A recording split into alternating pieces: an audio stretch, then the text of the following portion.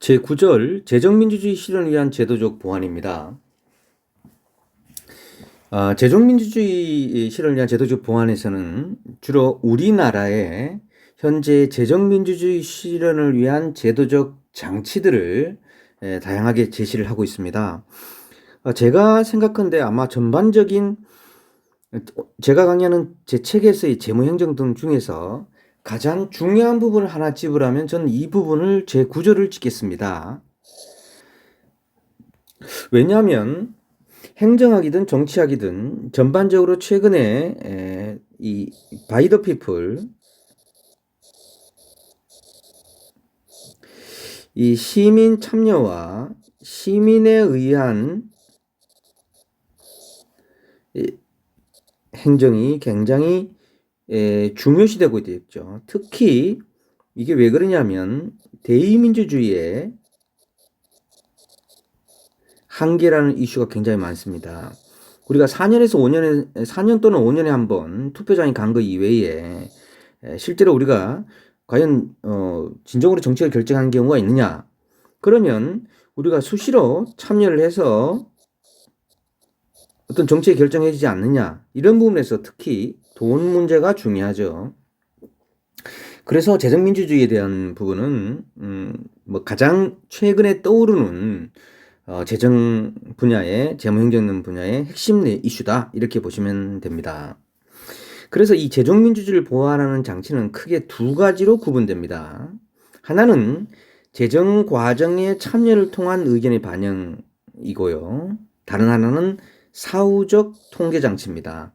자, 첫째는 재정 과정의 참여고요. 둘째는 사후적 통계 장치입니다. 과연 어떤 장치를 사용하는 게 더 바람직할지 모르겠지만 이 두 개를 모두 다 알아둬야 되고 재정민주주의를 먼저 이렇게 두 개로 가지를 틀어서 논의하는 거 이런 체계성을 먼저 생각해 볼 필요가 있겠다.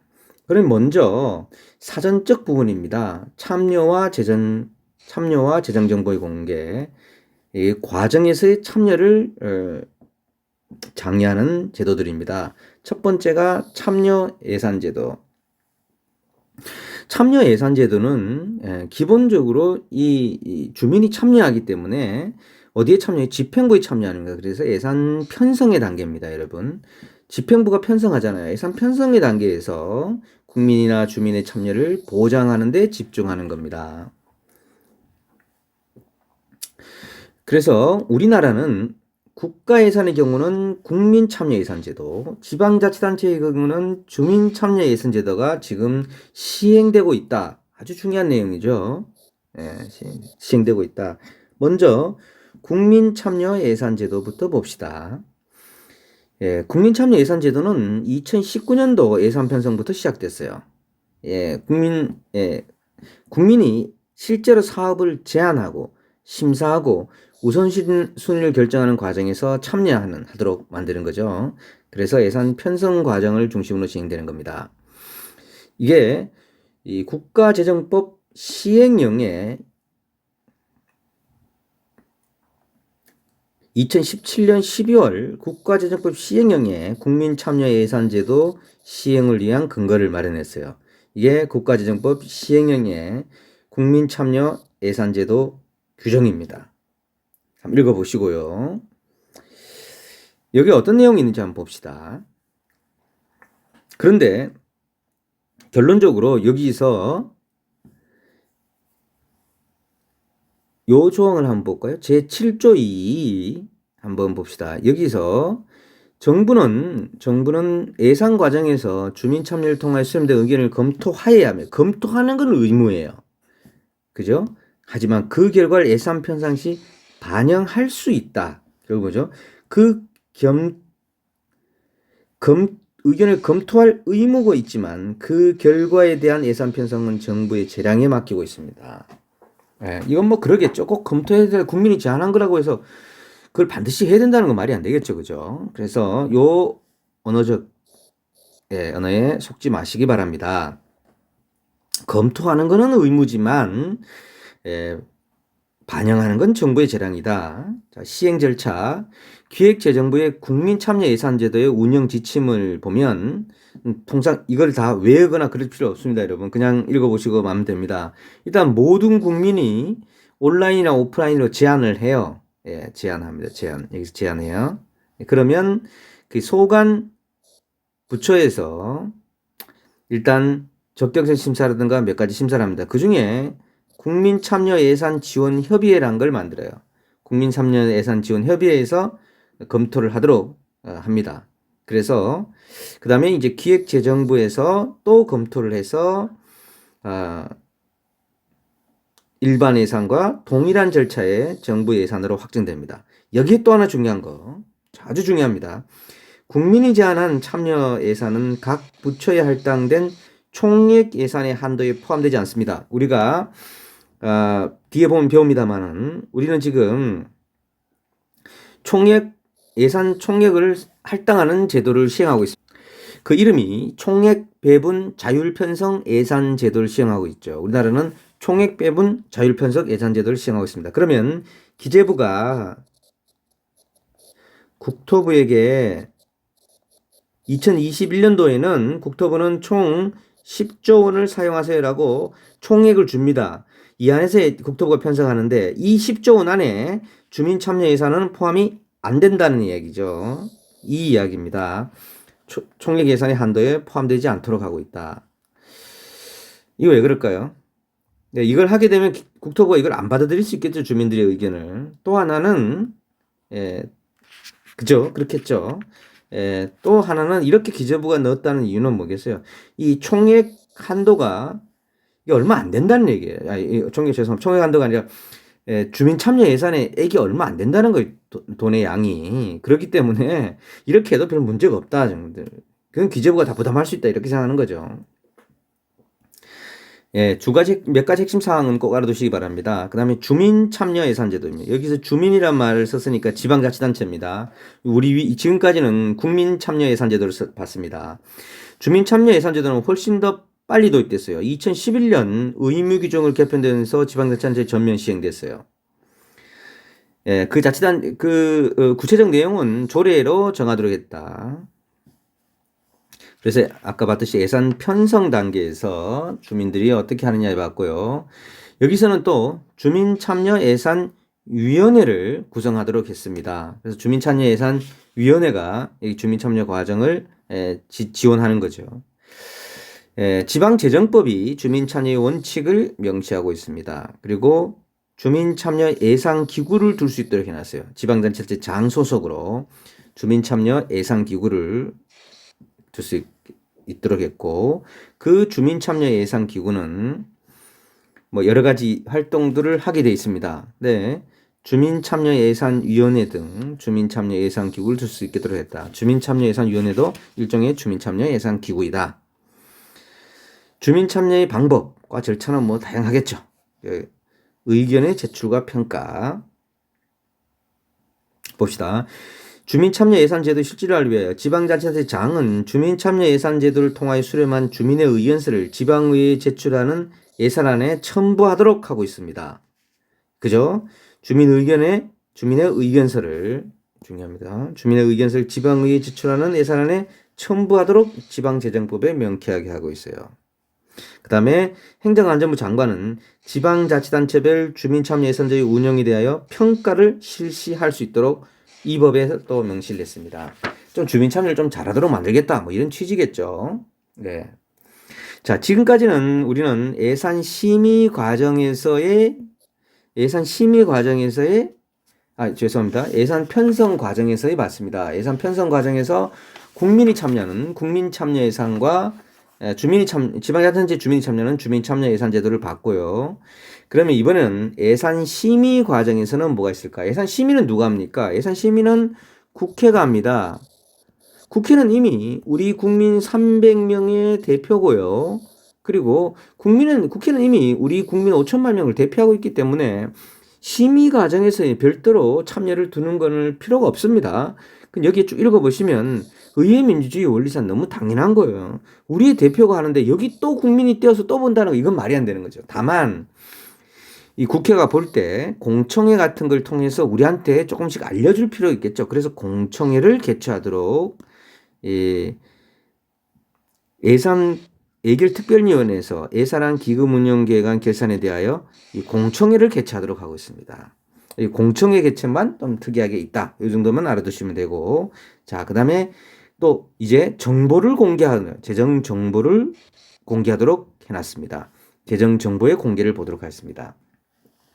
결국은 재정민주주의 실현을 위해서는 국민의 알 권리를 충족해야 된다는 거죠. 그래서 공개를 해야 된다는 겁니다. 그래서 국가재정법에서는 재정정보의 공표를 명시하고 있어요. 그래서 정부는 국가와 지방자치 재정에 필요한 중요한 사항을 매년 1회 이상 알기 쉽게 공표해야 된다.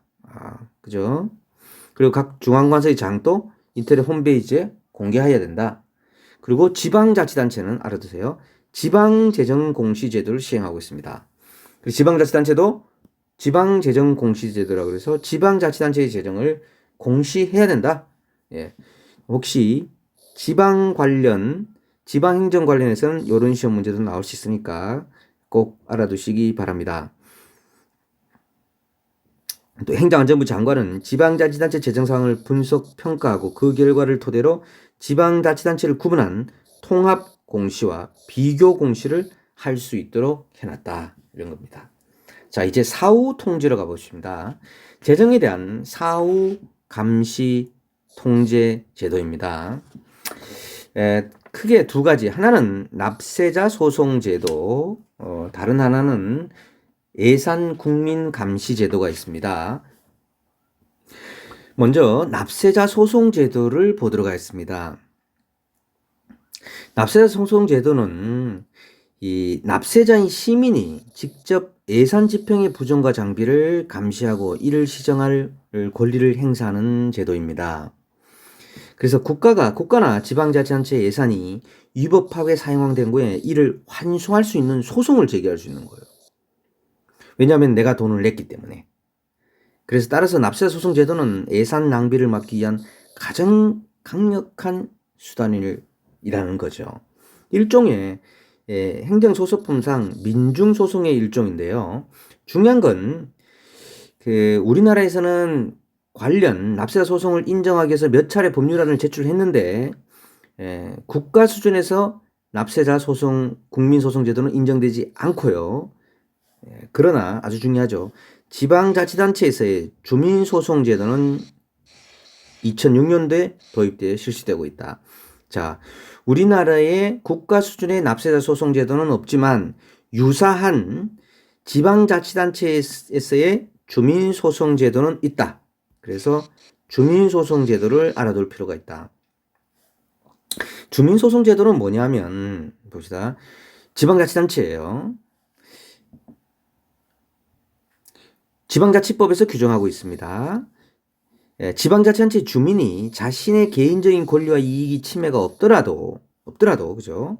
해당 지방자치단체가 재무회계와 관련된 위법한 행위나 그 업무를 게을리한 사실에 대하여 법원의 시정을 요구할 수 있는 제도다. 이 문장을 알아둘. 지방자치단체가 자신의 개인적인 권리와 이익에 침해가 없더라도 저기 돈 쓰는 거 보니까 저기 재무회계 관련해서 좀 위법한 것 같아. 그러면 재무회계와 관련돼서 위법행위나 업무를 게을리한 사실에 대해서 법원에 시정을 요구할 수 있는 제도입니다. 다만 잘 알아두셔야 할 게 이게 그 전에 전 단계가 하나 뭐가 있습니다. 요걸 알아두세요. 그러나 우리나라는 주민소송제도는 주민감사청구제도 전치주의를 채택하고 있어요. 일단 우선 무슨 말이냐면 일단 감사를 청구해야 돼요. 감사는 뭐 일정 수의 주민이에요. 좀 뒤에 각주에 있습니다만 일정 수의 주민이 해당 지방자치단체와 그 장의 권한에 속하는 사무에서 법령에 위반되거나 여기는 공익도 포함됩니다. 공익을 해치는 경우에 시도에서는 주무장관, 다시 말해서 광역을 내가 경기도가 지금 한 것 같다. 그러면 누구에게 해야 되겠어요? 행정안전부에 관련 주무부 장관. 뭐 국토 같으면 국토부, 환경문제는 환경부, 관련 주무 장관이 하게 되고요. 만약에 내가 여기 성남시다 그러면 경기도에다가 그걸 감사를 청구하게 된단 말이에요. 예, 청구할 수 있는 제도입니다. 자, 이렇게 감사를 청구해요. 뭐 좀 이상한 것 같아. 그죠? 예, 좀 이상한 것 같아 하면 예, 감사를 청구할 수 있습니다. 감사 청구는 조금 넓죠. 법령에 위반되거나 공익을 현저히 해친다는 경우 예, 가능합니다. 근데 이때 재무회계와 관련돼요. 위협한 사항이나 업무를 게을리한 사항에 대해서 주민감사 청구가 있었는데 감사 청구 내용이 이런 게 있었어요. 근데 그 결과에 불복한다. 그 감사에 불복하기 경우에는 주민감사에 참여한 주민이라 해야 돼요. 이 감사 청구를 참여한 주민이 누구라도 그 지방자치의 장을 상대방으로 하는 주민소송을 제기할 수 있다. 여기에 우선 1단계로